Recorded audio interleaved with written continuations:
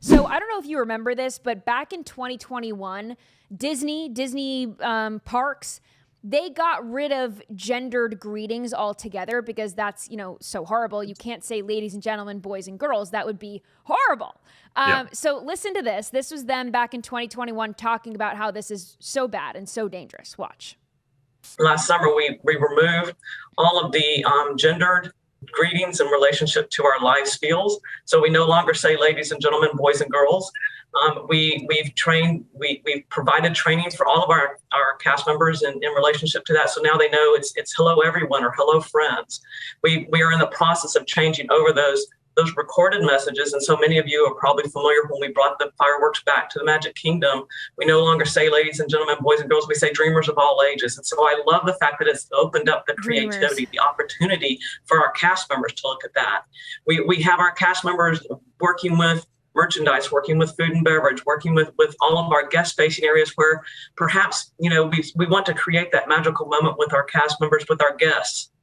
And we don't want to just assume because someone might be in our interpretation, maybe presenting as female, that they may not want to be called princess. So let's think differently about how do we really engage with our guests in a meaningful and inclusive way that makes it magical and memorable for everyone.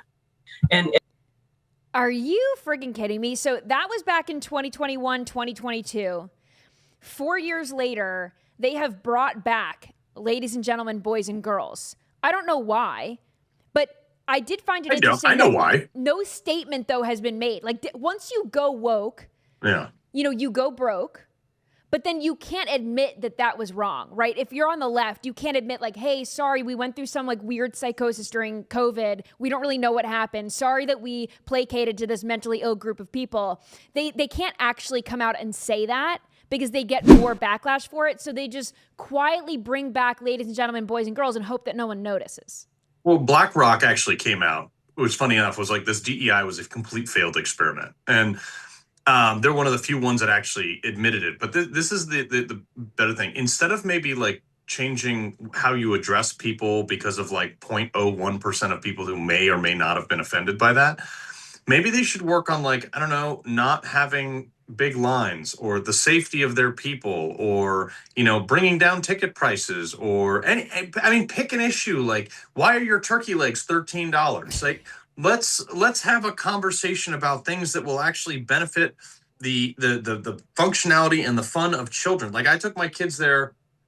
I took my oldest daughter there when she was just a kid, and I will never go back there because it is just such mayhem. And they have focused on the complete wrong things. Again,